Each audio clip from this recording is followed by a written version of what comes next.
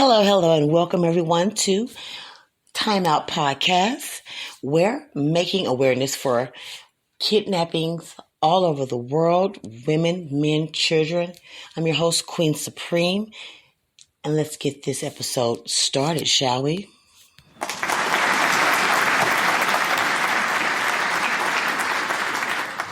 If you've been following Kate's story with me, we are at so many different angles that could happen. She's still missing. She's been missing for 6 months.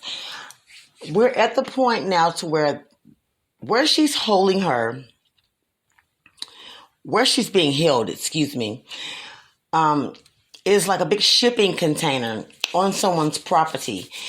She's killed one of her assailants, and she is now being moved by her kidnappers. Her kidnappers are and have been identified by her as Minnie's bank robbers. There are four. There are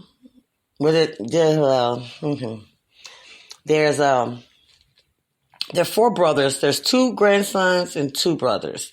Then there's a grandmother. Well, they robbed a bank 10 years ago, and they killed some hostages and some police officers, and so they asked her to take their case, and she refused, and so that's the reason why they kidnapped her. So now we're at the point where she has done an unbelievable job staying in her right mind, staying a fighter to survive.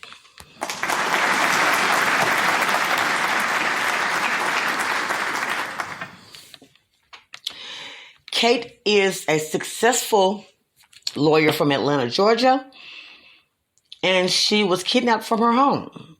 This is Kate's story.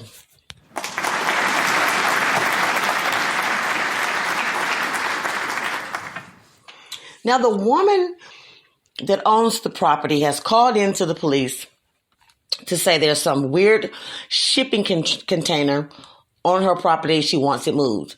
So the police officer has come and inspected and seen that this is thus far true. And at the same time as he's checking out the shipping container from the stolen train, the grandmother and her sons and grandsons are now moving the dead body that Kate killed, which is one of the kidnappers, and Kate, while the police is checking out the scene. This is episode 5, and it's called Caught Up. Let's dive right in.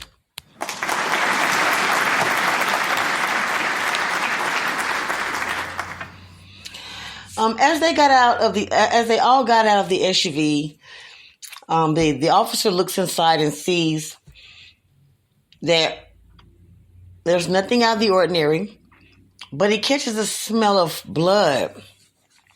Wants to know where the aroma is lingering from, somewhere in the truck. So he sticks his head out and he asks the grandmother, "What's the smell in the vehicle?" She replies that her grandson went deer hunting 2 days ago and forgot to wash it. Then she plays like she was getting on to him, trying to throw a diversion to the police. And the police is like nodding his head. He's like, "Okay, I see. How about I get all of y'all guys' identification? Y'all hold tight right here. We'll see how everything checks out. And if everything checks out good, we'll let you go. Sure thing, officer. That's what the grandma said. Then she cut her eyes at her grandkids and her son. She had done it again. Granny was known for being able to talk and con from the best of them. There wasn't too many times you were going to be able to get Granny to flinch, to tell on herself, to show any scaredness or guilt. She was a professional at what she did. And that was that. So she wasn't sweating no bullets or nothing. Now, we're going to stay right there. And we're going to go to Atlanta, where their missing person case is at a standstill. It's a cold case. It's going to be a cold case if they don't get a break. They are in the office over 200 or 300 miles away, and they get a phone call. And the phone call is related to the grandma and her grandsons and sons.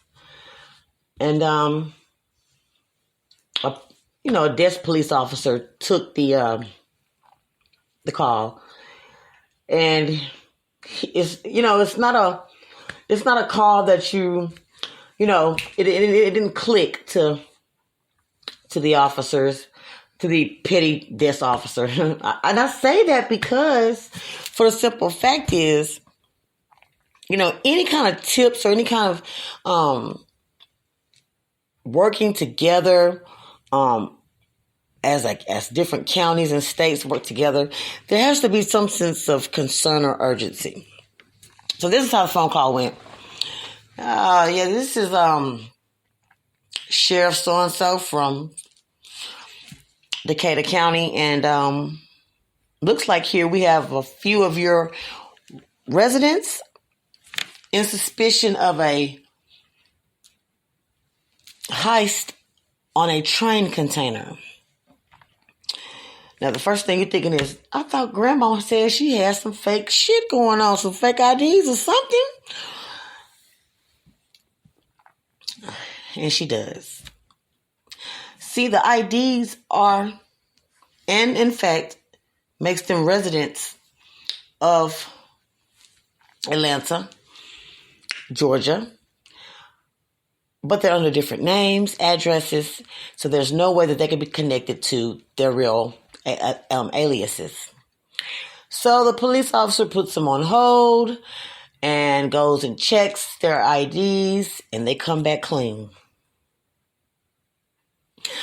Now I want you to imagine for 1 minute Kate in the trunk of the SUV with a dead body, folded up in a tarp and tied up to make it seem like she's just a piece of nothing. Gagged so she can't scream. She could barely breathe. And every time she opens her eyes, she sees that man that she killed. That's tough. Minute by minute, second by second, hour by hour, you don't know when death is going to come knocking at your door. That's a feeling nobody wants to feel. So they cleared them. The officer brought back their identifications, and everything checked out. The container was stolen, but somehow the grandmother made it to where they were the owners of that container, and they reported it stolen. So they have really thought, well, not, the men, but The grandmother has really thought this through,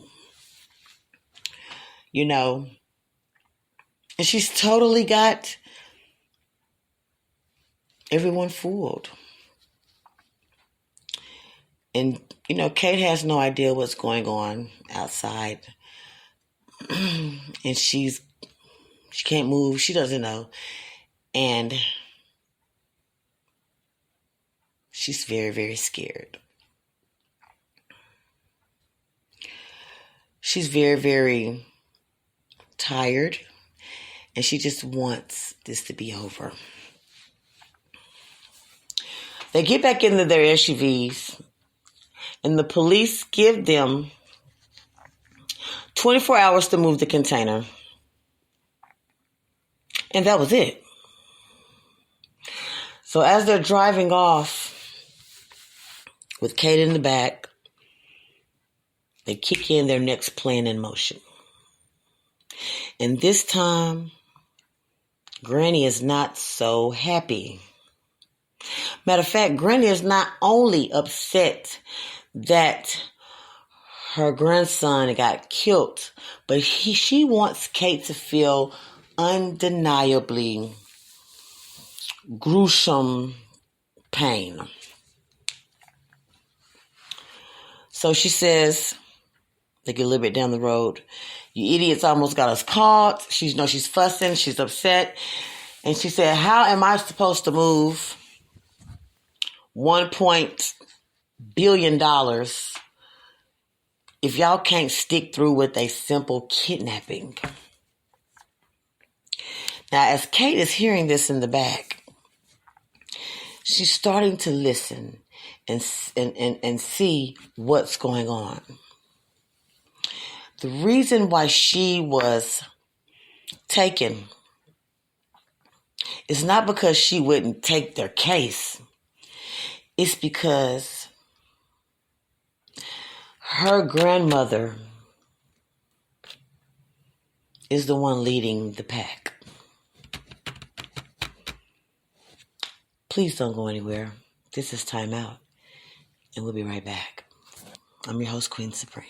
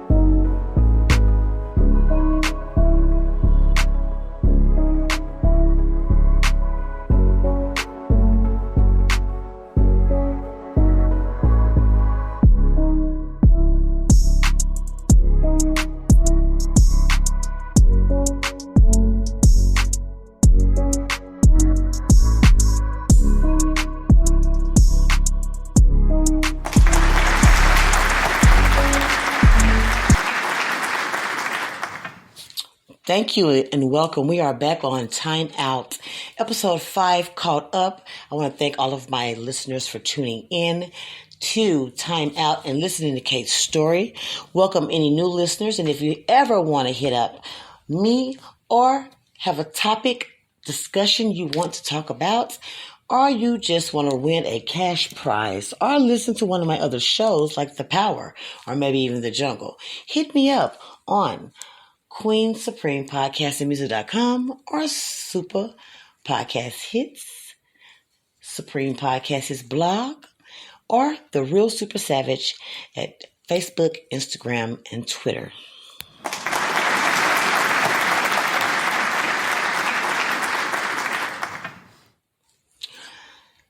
Now, Kate realizes what's going on. This is her grandmother. And in fact, the money that was stolen from the bank 10 years ago was a trust fund that Kate's father put into play for Kate when she got 25 years old.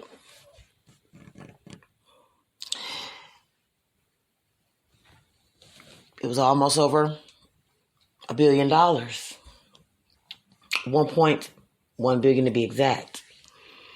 With that being said, her world has shattered. Her grandmother never really liked her or her mother. This is her grandmother on her father's side. And she remembered growing up as a kid, her grandmother was very, very mean to her, very rude, nasty, and abused her. And when her dad finally found out she was a teenager, and he basically disowned his own mother because of the abuse and trauma that the grandmother was doing to his child. So the grandmother has been plotting this revenge piece by piece for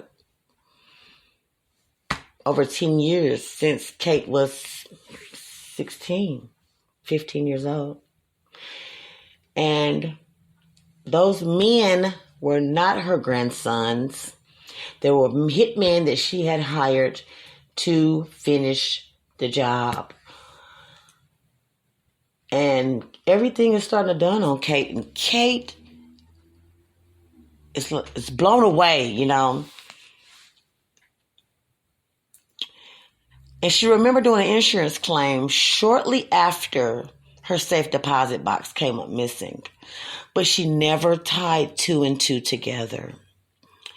One, because she forgot what the name of the branch of the bank that was robbed, and she never just didn't think too much into it. But she had been set up, plot, and seeked out since a teenager. Her grandmother didn't think it was fair for her to get that money. She thought that money was going to be for her. She had raised her son, and she just felt some type of hatred for Kate's mom and Kate. So now Kate knows that she won't survive this. Kate knows now that no one will ever find her, and that she's going to die, and no one is ever going to be able to know what really happened. I want you to put in your mind betrayal in one sentence: family member. At the beginning of this podcast series, I told you guys that 83% of kidnappings are done by people that you know are family members. And this was Kate's case. She knew that the hate that her grandmother had for her mother and her, no money would ever fulfill. And that even the money was just a reason just to do what she wanted to do with Kate, toy with her. So Kate knew that she was doomed. And at that moment, she just cried. And she just cried and cried and cried as she heard her own grandmother plan her death, just inches in front of her. And at that point, she was done. She didn't want to live anymore. She was tired. There was nothing that she could do physically to get out of this situation, and that she just was tired. Everything mentally that was coming into play, and she was realizing what was going on when she thought she knew at first, and it just was so much to take in. She just didn't care about the outcome anymore. And that's what happens with many kidnapping victims. Many live in a foreign, lost mental state because it's unbearable. Many times when people become missing, and they're missing for 30 years, and they're grown when you find them and they're still with their kidnappers, you wonder, how did they survive that? Why didn't their kidnappers kill them? Why didn't they run and escape when they had the chance?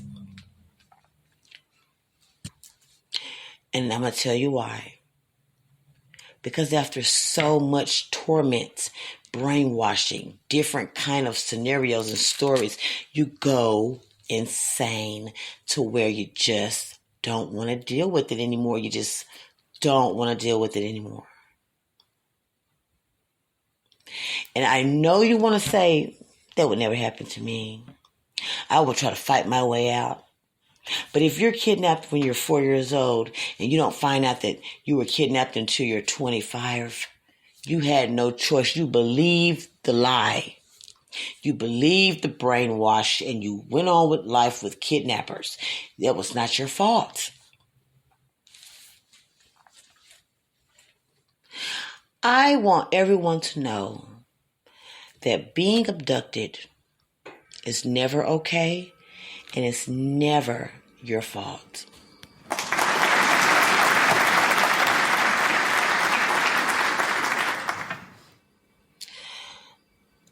The grandmother tells the men that they've done a sloppy job.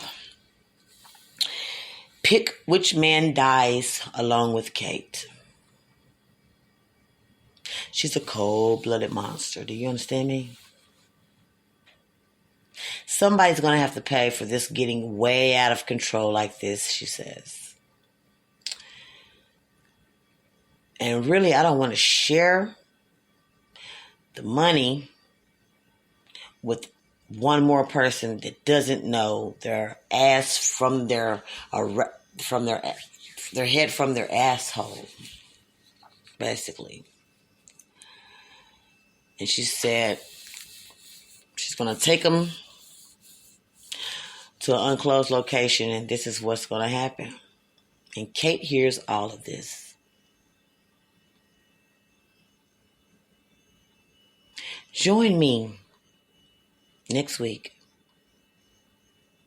as we come to the final episode of Kate's kidnapping. Join me next week as you hear the gruesome details of murder, lies, deceit, crime, lust, sex, and kidnapping schemes that is about to take place. What I'm about to expose to you next week, if you're not 18 or older, please do not listen. Reframe. If you missed this episode, you won't miss it. Join me next week as Time Out comes to a unbelievable, shocking end.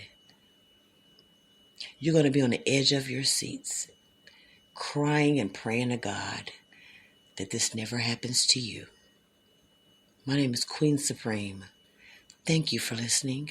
Stay safe. Love one another.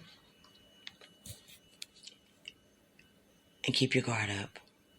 Thank you so much for listening. Till next time.